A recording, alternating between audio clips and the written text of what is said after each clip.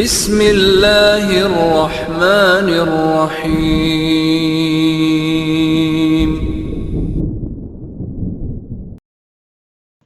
وصلى الله وسلم على نبiyina Muhammedin ve ala alihi ve sahbihi ecmaîn. Allah'a hamdolsun, onun sonuncu Peygamberi Muhammed sallallahu aleyhi ve sellem Allah'ın salamı olsun, salavatı olsun.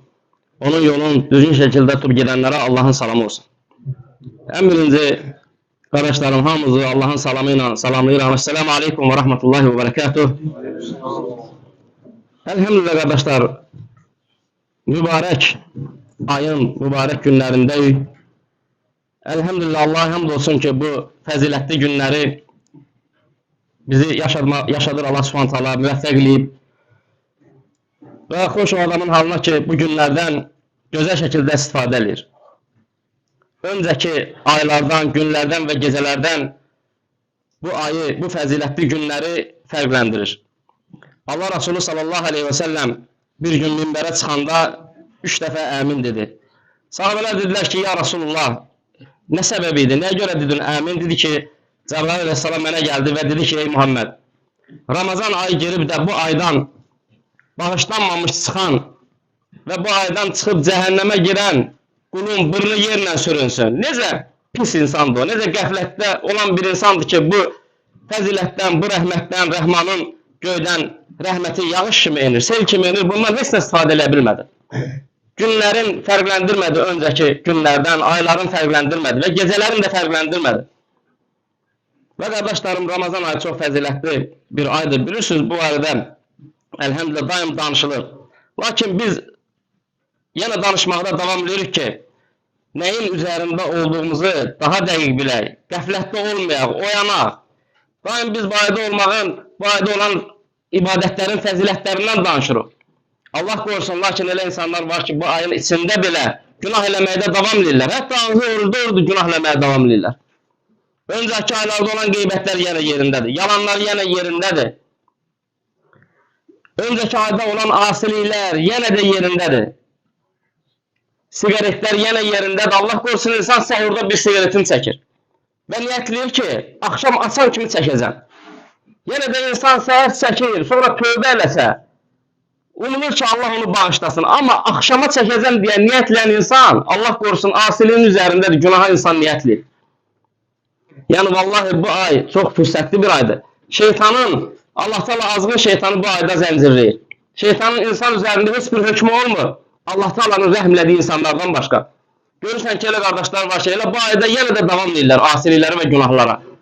Görürsən ki, çəkmə qırağı gizlin o lentlərə baxır. Əsl utanılması lazım olan Allah. Ondan utanmır. Görürsən ki, insan gələndə tez gizlədir. Vallahi bu daha betərdir. Təqva da odur. Allah Resulü sallallahu aleyhi ve sellem təqvalı olun deyəndə alimlər zahirlər deyirlər ki, təqva odur ki, yaşadığın yerdə utanacağın o insan kimdir? Ən həya elədiyin insan kimdir? Hansı ki, onu görəndə həya eləyirsən. Allahdan daha çox şiddətli həya eləməlisən. Əgər sən də o başa sən təqvalısan. Günahları tərk edirsənsə Allah qorxusundan. İnsan günahı niyə gizlində eləyir? İnsanlar içində eləmir. Allah Teala'dan qorxusu azdır, ona görə. İnsandan qorxduğu kimi Allah'tan qorxmur. Ona görə qardaşlarım, günah Allah qorusun insanın ömrünün bərəkətini aparır. Günah insanın üzün qaraldır. Günah səbəbinə Allah Teala şeytanı qovdu. Bəzi qardaşlarımız Allah Teala'nın geniş rəhməti o ümiddə olmaqları onları anladı. Fikir ver, eşidib hədisləri ki, kim gündə Subhanallah və bihamdih desə 100 dəfə dənizin köpükləri qədər olsa Allah'tan onun günahlarını bağışlayacaq. Eşidib ki, nə bilim, bu namazı qılsa o birisi namaza qədər olan günahlar Allah Teala bağışlayacaq. Qardaşım, bunlar rəhmətdir. Əlbəttə ki, İbn-i Qeyyim rahmehullah Allah'ın rəhmətinə ümid bəsləyir və şeytanın bu qapıdan o adama daxil olması haqqında babasıb. Şeytan Allah rəhimdir, rəhmandır deyirsə allatmasın, başı yastığa qoymasın. Allah Teala'nın qəzəbi də var, Allah Teala intiqam alandır. Allah Resulü sallallahu aleyhi ve sellem bir gün qəbirstanlıqdan keçəndə sahabələrlə baxdı qəbirstanlığa, dedi ki, of, sahabələr deyir ki, ya Resulullah, nə olur? Allah Resulü deyir ki, o kişi indi əzab olunur. Bilirsiniz niyə? Onu deyir, qənimət dənizlə yollamışdım. Qəniməti mənə gətirəndə oradan 2 dənə ip oğurladı. İndi əzab olunur orada. O adam da dəstəmaz alırdı, o adam da namaz qılırdı. Sahabə idi, o da Subhanallah və bihamdihi bilirdi və eləyirdi. Sadəcə qardaşlarım, Allah Teala rəhmandır və rəhimdir. Bu səni anladır bəzən. Ümidin həddi səndə daha çox olur. Ona görə alimlər deyirlər ki, ümid və qorxu bir qanadın iki dənə quşun iki dənə qanadı kimidir. Əgər biri çox olsa, biri az olsa, o quş göydə qala bilməyəcək, düşəcək yerə. Səndə ümid çoxalır bəzən. Fikirləşsən ki, Allah mənə bağışlayacaq. Gizlində eləyən günahlar, vallahi insan onun təsirini özündə görür. İnsan onun təsirin, azı günahların təsirini öz evladında görür. Öz həyat yoldaşının üzünə qayıtmasında görür. Hətta sahabələr deyir ki, vallahi heyvanımızın bizə itaat eləməməsini günahlarımızdan görərdik. Ona görə İbn-i Qeyyim Dərd və Dəva kitabında, Allah ona rəhmət eləsin, buyurur ki, İbn Abbasdan radiyallahu anhudan, deyir ki, ey günah eləyən qardaşım, sənin günah eləməyə gedərkən, o çiynindəki mələklərdən utanmamağın, sənin o günahı etməyindən daha pisdir, daha böyüdür. O günahı etdikdən sonra sənin sevinməyin, o günahı etməyindən daha böyüdür. O günahı etməyə gedərkən insanlardan gizləndin. İnsanların baxışı səni ürkütdü, amma Rəhmanın baxışı heç sən vecvə də olmadı. Bax, o var ha, Rəhmanın səni görməsini unutmağın o günahı etməyindən daha pisdir. Həmçinin o günahı edərkən qapının çölündən küləyin o səsi gəldi. Necə qorxdun? Elə bildin ki, kimsə səni güdür, amma fikirləşmədin ki, Allah səni görür. O səsdən qorxmağın daha böyüdür. O günahdan, o günahı eləməyindən daha böyüdür. Allah'tan rəqib olmağın, səni daim nəzarətində saxlamağın unutdun. Ona görə qardaşlarım, Allah qorusun, günahların növləri çoxdur. Bunlar asiliklərdir. Lakin elə günahlar var ki, qardaşlarım, bizim qəlbimizdədir. Biz onu daşıyırıq və onu hiss eləmirik. Kin, küdurət, həsəd, paxıllıq, bunlar tövbə, istiğfar, zikirdən başqa bunların heç bir dərmanı yoxdur. 100 dənə həkimlərə get. Həkim sənin çağrıyı tapmayacaq. Qəlbin xəstələnəcək, əzalarına vuracaq. Başın ağrıyacaq, ürəyin ağrıyacaq həsəddən, kindən, paxıllıqdan. Həkim dərdin dərmanını tapmayacaq. Vallahi zikirdədir, istiğfardadır. Gözləmirdin, Allah təala sənə bağışlasın və orucları niyə tutursan? İstiğfarı nə eləyirsən? Namazları nə eləyirsən? Allah təalanın bağışlanmağını istəmirsən? Amma fikir ver, Şaban ayının ortasında 15-ci günündə Muhammed sallallahu aleyhi ve sellem buyurur ki, Allah təala qullarının qəlbinə baxır. Əgər hansı qulunda şirk və qardaşına qarşı küslülük və kin yoxdursa, ondan qeyri hamısını bağışlayır Allah təala. Necə iman gətirmirsən? Şabanın 15-i Ramazana keçiddir. Allah təala istəyirsə təmizləyib salsın Ramazana. Sən fikir ver, qardaşlar, alimlər deyirlər ki, baxçınan başqa günahları Allah təala demədi. Şirklə bərabər Allah təala kini dedi, kini xatırladı. Çünki qardaşlarla küslük, kinli olmaq, bu tək o qardaşla sənin münasibətin deyil. Sən qardaşların arasını vurursan, sən qardaşları parçalayırsan kinli olmaqla. Sən küsürsən o qardaşdan. Sonra gedirsən, o səhvləri haqqında sənə yaxın olan qardaşlara yayırsan.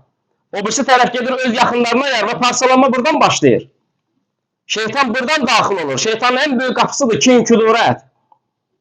Muhammed sallallahu aleyhi ve sellem deyirdi ki, mənim sahabələrimdən mənə heç bir xəbər gətirməyin. Gəlib onlardan mən heç danışmıyorum. Mən də insanam. Danışmaqla qardaşın qəlbinə kinin toxumu əkirsən. Olmaz. En büyük günahlardandır. Bağışlamaq istəmirdin. En birinci gedən cənnət qapıları onun üzərinə açılır. Eğer iki nəfər küslüdürsə, Allah qorusun. Eğer onlardan biri hansı ölçü alimlər deyir ki, otdadır. Küslü ikən. Ne oldu? Haramlardan qaçırsan. Allah Resulü deyir ki, 3 gündən artıq qardaşı ilə küslü olan otdadır. Bu haramlardan oda düşməkdən ötürü qaçmırdın. Küslü qalmaq da oda düşməkdir. Necə iman gətirmirsən, donuz əti yemirsən, zinaya getmirsən, sələmə getmirsən, amma qardaşı ilə illərdir küslüsən, bu nə kindir, bu nə küdurətdir? O qardaş, nə bilim, qonaq elədi, mənə çağırmadı. Elə 3 nəfərlə bunlar gedir, o birilər qalır.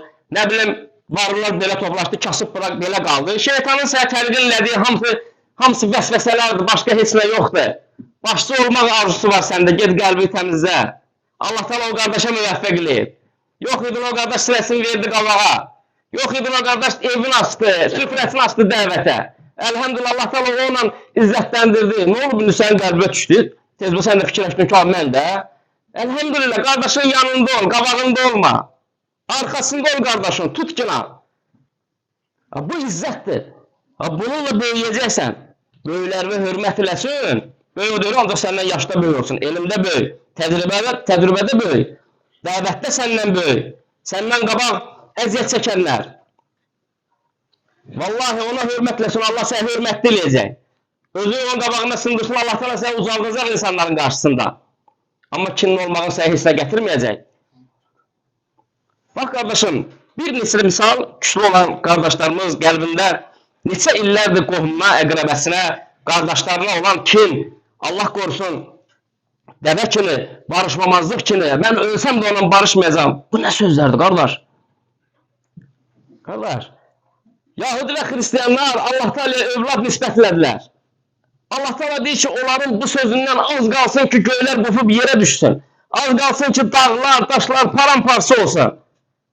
Allah Teala onları elə qəzəbləndi ki, onları yerlə yeksan eləsin, az qalsın. Sonda Allah Teala ayənin axırında Məryəm surəsində gedin açın oxuyun. Deyir ki, əgər onlar tövbə eləsələr, Allah onları bağışlayacaq. Allah akbar. Rəhmanın rəhmətinə bax. Sən kimsən? İnsansan da dərdən sümüdən insan.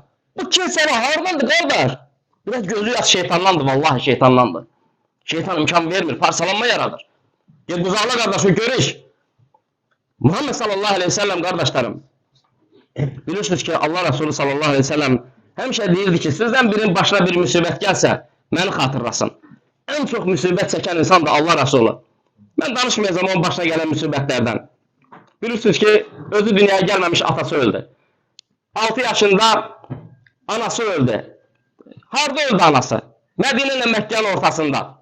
3 nəfər idilər. Anası, özü, bir dənə də qulluqçu. Allah Resulü 6 yaşında mübarək əlləri ilə qumu qazdı anasını bastırdı. Sənin başına gələn müsibət nədir ki? Biz bu barədə danışmayacağıq. Bizə lazım olan yeri Allah Resulü'ndən dərs götür. Qardaşlarım, biz daim danışırıq Muhammed sallallahu aleyhi ve sellemin Allah Resulü'nün qızı Fatıma anamız haqqında danışırıq. Onun yeznəsi Əli radiyallahu anh haqqında danışırıq ki, böyük ibrətlər var onların həyatında və s. və s. Heç Zeynəb anamız, heç onu xatırlamırıq. Muhammed sallallahu aleyhi ve sellemin o birisi qızı Zeynəb. Bəlkə də onun başına gələn müsibətlər başqa sahabələrin başına gəlməyib. O Allah Resulü'nün qızı idi. O cahillik döneminde kardeşler İbnül As adında birine Allah Resulü'nün qohumlarındandır. Tabii ki müşrik idi, ona ərə gedir. Sonra Zeynəb anamız İslamı qəbul edir. Amma yoldaşı İslamı qəbul eləmir. Və Müslümanlar Muhammed sallallahu aleyhi ve sellem hicrət eləyəndə, Mədinəyə hicrət eləyəndə İbnül As həyat yoldaşı Zeynəbi qoymur hicrətləməyə, qoymur köçməyə. Və onlar köçür gedir Mədinəyə qardaşlar. Bir müddət sonra Bədir döyüşü baş verir. İbnül As da müşriklər tərəfindən döyüşməyə gəlmişdi. Fikir verin Muhammed sallallahu aleyhi ve sellemin arzusun'a qardaşlar. İbnül As əsir tikir müsəlmanlara. Allah Resulü əsirləri yanına gələndə baxır ki, yeznəsi. Allah akbar. Sən Allah Resulü, o da qaynatadır, onun da qızıdır. Fikir verib baxır Allah Resulü, sahabına deyir ki, ya Resulü, buna neyini? O bir ki, bırakın mənə fidyə gətirəcəm. Müəyyən qədər pul müqabilində qaytararsınız mənə. Və Zeynəb anamız bir boyunbağısı var idi. Onu yollayır ki, ərin bıraksınlar.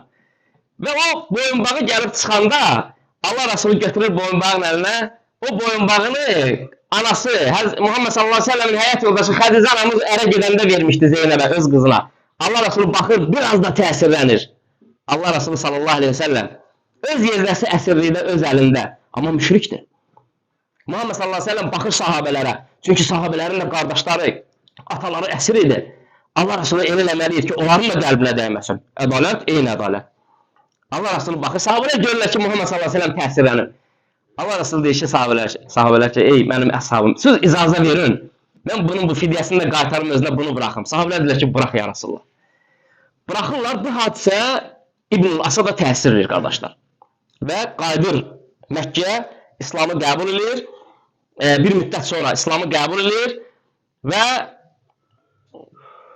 Allah Resulü ona deyir ki, get qızımı icazə ver. O zaman sənə bıraxıram. Və bıraxır, qızına icazə verir hicrətə, qardaşlar. Yolda, qardaşlarım, yolda bir nəfər Məkkəli müşrik Muhammed sallallahu aleyhi ve sellemin qızın alırlar əhatəyə və bu öz nizəsi ilə götürür, dəvəyə belə vurur. Dəvə hürkür, Zeynəb anamız düşür yerə və hamilə idi. Uşağı düşür Zeynəb anamız. Uşağı düşür və özü də ölümcül halda gəlir çıxır Mədinəyə. Bir müddət sonra o hadisədən sonra Zeynəb anamız dünyasını dəyişir həmin xəstəliklə. Və sonra qardaşlar Məkkənin fəthi olur. Məkkənin fəthində Allah Resulü'nün göz axtarırdı. Həmin o nizə ilə vurub qızın yerə salan, onun uşağın düşməsinə səbəb olan, öz qızın ölməsinə səbəb olan həmin adamı.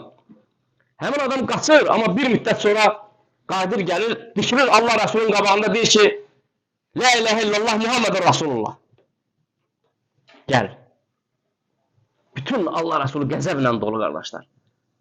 O acını hansımız dözərik? Kim bağışlayar onu? Çıxsın qabağa. Heç kim.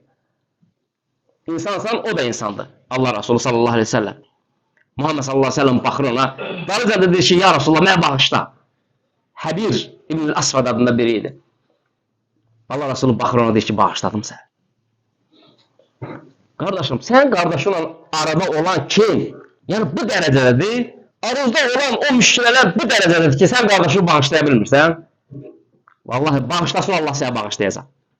Ona görə qardaşlar, rəhmət ayında yox, istiğfarı çoxaltmaq, qardaşlar haqqında, bir dənə sahabənin həyatından qısa danışım, biraz uzun oldu. Allah Resulü sahabələrlə oturmuşdu, bir dənə kişi gəlir, Allah Resulü deyir ki, o cənnət əhlidir. İkinci gün yenə də həmin kişi gəlir, Allah Resulü deyir ki, cənnət əhlidir. Üçüncü gün yenə də sahabələr həris edir. Biri durur, başlayır o güdməyə. Əmr ibn Asın oğlu Abdullah. Başlayır güdməyə, gedir o kişinin evinə, deyir ki, Ağsaqqal, icazə ver, 2-3 gün səndən qalım, evdə atamla bəzi şeylər olub aramızda. Kişi deyir ki, qalay olar. 3 gün qalır, başlayır güdməyə ki, görün, bu nə əməllilik ki, o cənnət əhlidir. Görür ki, elə də bunların elədiyindən artıq bir şey eləmir. Üçüncü gün dönmür, deyir ki, ay dayı, valla mən evdə bir atamdan heç bir şey yoxdur arada, amma Allah Resulü sənə 3 gün dalmadan cənnətlə müjdələdi. Və mən istədim ki, görüm yaxından ki, sən hansı əməl eləyirsən, biz də o əməl eləyək. Bir şey oğul, mən elə də böyük bir əməlim yoxdur. Görürsən də, sənə bir yerdə gedirəm, gəlirəm, namaz və s. Olsa, bir dənə əməl var. Mən qəlbimdə kin olduğu halda heç vaxt yatmamışam. Hər dəfə yatanda bütün qardaşlarıma haqqımı halal edirəm və Allah Taala'nın mənə böldüyünə razı oluram. Yəni heç kimə həsəd eləmirəm. Abdullah ibn As radiyallahu anh deyir ki, bu əməldir. Bu əməldir. Qəlbi salamat yatmaq qardaşlarım haqqında. Böyük əməldir. Vallahi böyük əməldir. Ona görə istiğfarı çoxaldın qardaşlar. Ramazan ayıdır. Qardaşlarınızı bağışlayın. Əff edin ki, Allah Taala da sizi əff eləsin. Rəhmət ayıdır. Sonra duanı çoxaldırıq. Biz də bax iftar eləmişik. Allahdan istəyirəm, Allah Taala bizi eşidib faydalarından eləsin. Allah Taala bizim günahlarımızı bağışlasın. Allah Taala bizi cənnət əhlindən eləsin. Allah Taala bizi cəhənnəm odundan qorusun yarın. Allah Taala ölkəmizi, həmçinin müsəlman ölkələrini qorusun. Bütün fitnədən, fəsaddan, zalimlərin zülmündən Allah Taala qorusun. Allah Taala hökumət başçımızı qorusun, onun ətrafını qorusun. Allah Taala xeyirli, düzgün, gözəl əmrlər verməkdə Allah Taala müvəffəq eləsin. Və sallallahu əleyhi və səlləm alə nəbiyyina Muhammed və alə alihi və səhbihi əcmaîn.